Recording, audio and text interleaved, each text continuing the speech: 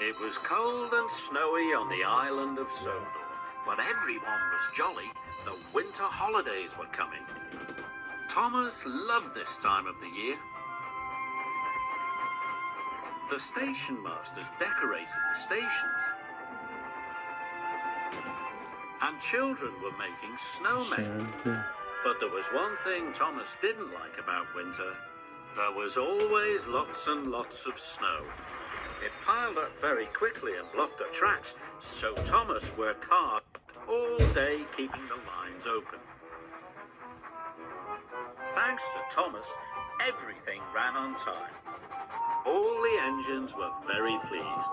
They wanted to thank Thomas for all his hard work. When all the tracks were clear, Thomas was looking forward to seeing his friends. He had missed them. As he puffed towards the station, he saw Harold the helicopter talking to Toby.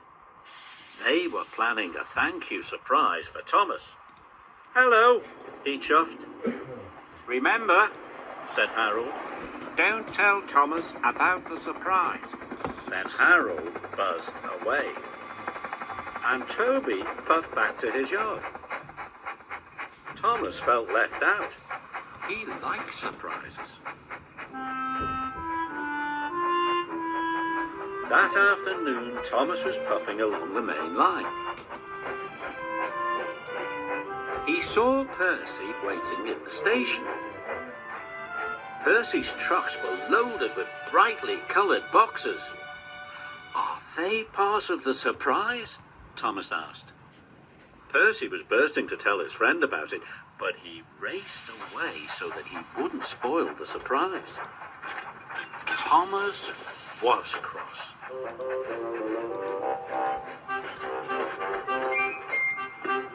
Later, Thomas had to stop at a signal. As he waited, Emily arrived. Thomas noticed something strange on Emily's truck. It was long and pointy, but it was covered up. "Is that part of the surprise?" he asked. "That," said Emily, "is for me to know and you to find out." And she puffed away. "Bother," wheezed Thomas. "If they won't tell me," Thomas huffed, "I'll find out myself."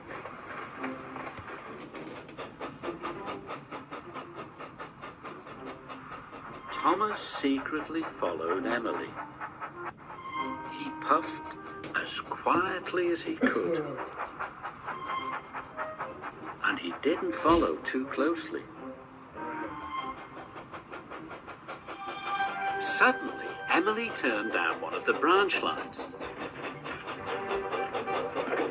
Thomas raced after her, but just as he got to the branch line, the signalman changed the points. Thomas had to go straight ahead. "Cinders and ashes," cried Thomas. "How will I ever find out what the surprise is?" That evening, the engines were very excited. They were all talking about Thomas's surprise. "I can't wait," chuffed Edward. "He'll love it," puffed Percy. But then Thomas arrived.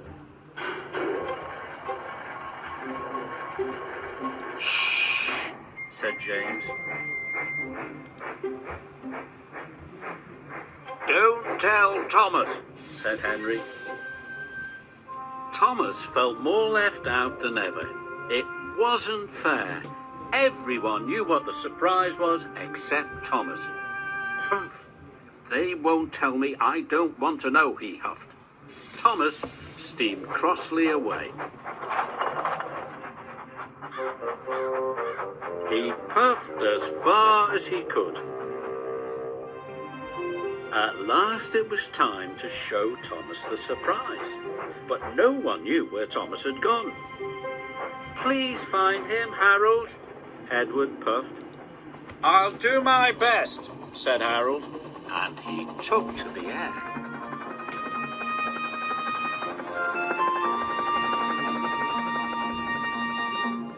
Thomas was parked in a siding. He was cold and sad. Why was he the only one not to know what the surprise was? If only they would tell him. Then Thomas heard a noise. It was coming from the sky. It was Harold the helicopter. "There you are, old chap," he called. "It's time for you to collect the children and to see the surprise." "The children?" puffed Thomas. "Yes. It's a special thank you for keeping the lines clear of snow." Thomas was delighted. Finally, he was going to find out what the surprise was. "So I wasn't being left out?" cried Thomas. "Of course not," said Harold. "The children are waiting for you at Wellsworth Station." Thomas loved pulling carriages full of children, so he raced away. Soon he arrived at Wellsworth Station.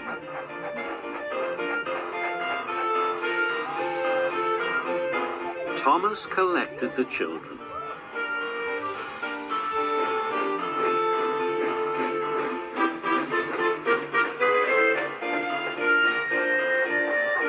He puffed through the snowy countryside. The children were very excited. They all wanted to know what the surprise was. Thomas turned down the branch line. Soon they arrived at a country village, and there was Thomas's surprise. A huge Christmas tree was standing in the village square. Its lights shone and its baubles twinkled. And at the bottom of the tree were lots of presents. There was even some tinsel for Thomas. "It's the best surprise I've ever had," Thomas puffed happily.